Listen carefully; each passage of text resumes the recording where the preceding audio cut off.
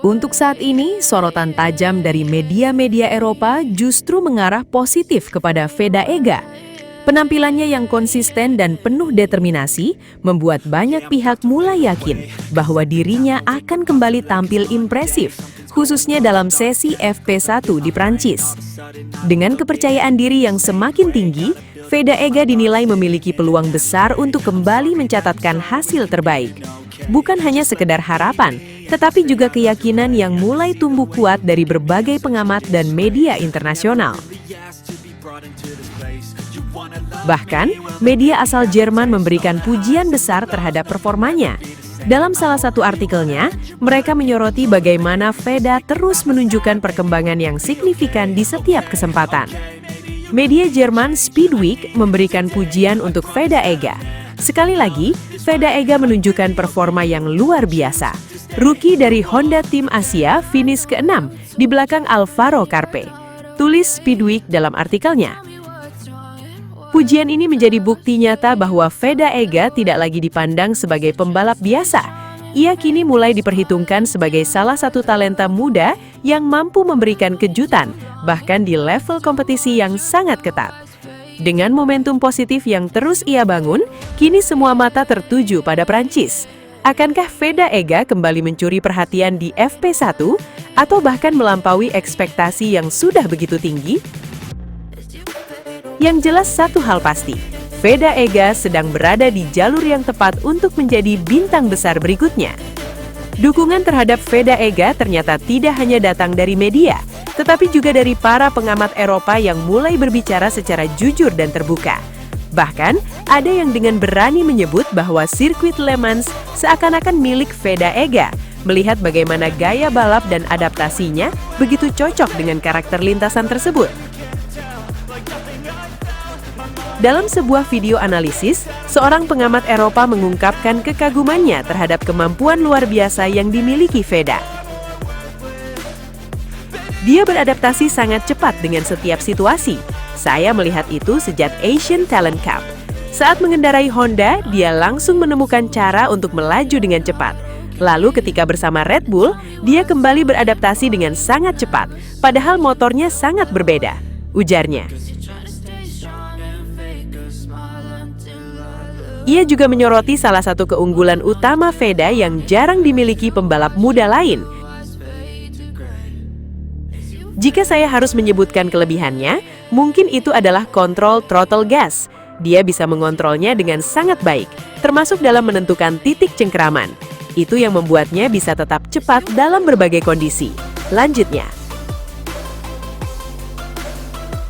Pernyataan ini semakin mempertegas bahwa Veda Ega bukan sekedar talenta biasa. Ia adalah pembalap dengan kemampuan adaptasi tinggi, teknik matang, dan insting balap yang tajam, kombinasi yang sangat berbahaya di lintasan seperti Le Mans. Dengan semua pujian dan kepercayaan yang terus mengalir, kini ekspektasi terhadap Veda Ega di Prancis semakin tinggi. Bukan lagi sekedar tampil kompetitif, namun mulai mengarah pada satu hal yang lebih besar, menciptakan sejarah. Jika membahas peluang Veda Ega untuk meraih hasil maksimal di FP1 Prancis, pendekatan yang paling masuk akal adalah menggabungkan data performa, karakter teknis pembalap, dan kecocokan dengan sirkuit de la Sarthe.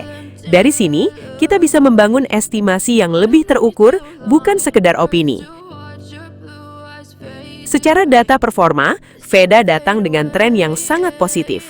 Finish di posisi 6 sebagai rookie menempatkannya hanya sekitar plus minus 0,3 hingga 0,6 detik dari grup terdepan. Gap yang dalam balapan junior tergolong sangat kecil. Jika dikonversi ke bentuk persentase performa, ia sudah berada di kisaran 96–98% pace dari pemimpin lomba.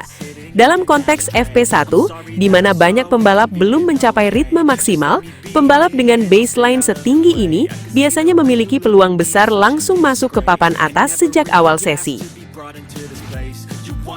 Dari sisi adaptasi, berdasarkan pengamatan performanya sejak Asian Talent Cup hingga transisi ke motor berbeda, Veda menunjukkan pola peningkatan yang cepat dalam 3–5 lap awal.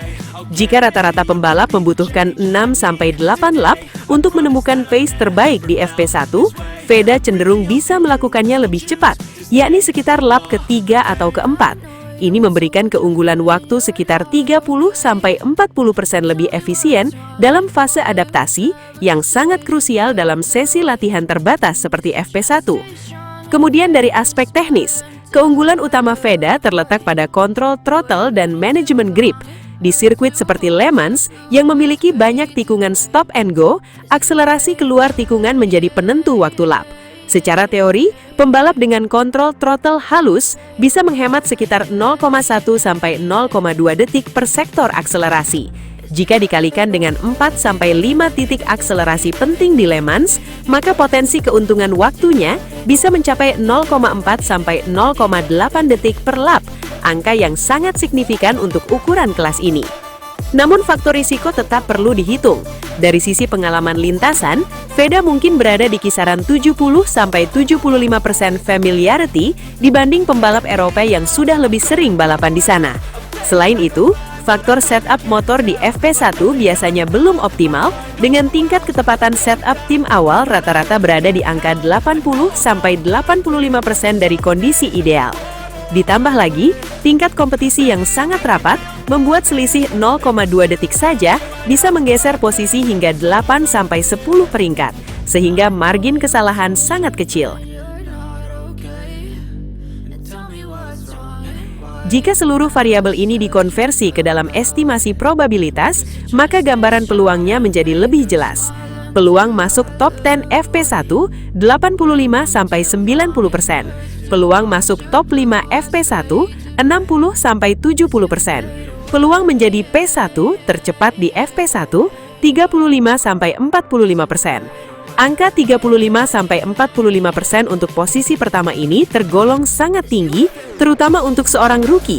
Ini menempatkan Veda bukan lagi sebagai kejutan, melainkan sebagai salah satu kandidat serius untuk memimpin sesi. Artinya jika semua faktor berjalan optimal, mulai dari kondisi lintasan, setup motor yang langsung tepat, hingga kemampuan Veda menemukan ritme sejak lap awal, maka peluang untuk melihat namanya berada di posisi teratas FP1 di Prancis bukanlah sesuatu yang berlebihan, melainkan sebuah kemungkinan yang sangat realistis berdasarkan data dan tren performa yang ada. Pada akhirnya, semua angka, data, dan analisis ini hanya mengarah pada satu kesimpulan yang semakin jelas.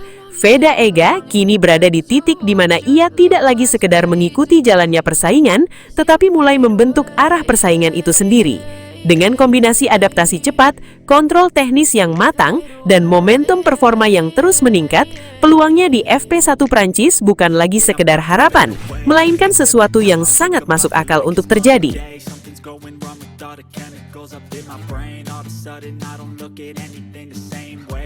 Build up of my thoughts sitting in an ashtray. I'm sorry that I'm so inconvenient, okay. Just let me be me and I'll stay out of your way. I can see the way you look at me, I'm such a disgrace. I never really asked to be brought into this place. You wanna love me? Well then baby I have a taste. All the highs and the lows, no you'll never be the same. I don't really wanna hurt you but I can't control the pain. If you're sticking by my side, maybe we can... Sobat Leo, akhirnya kita tiba di penghujung video.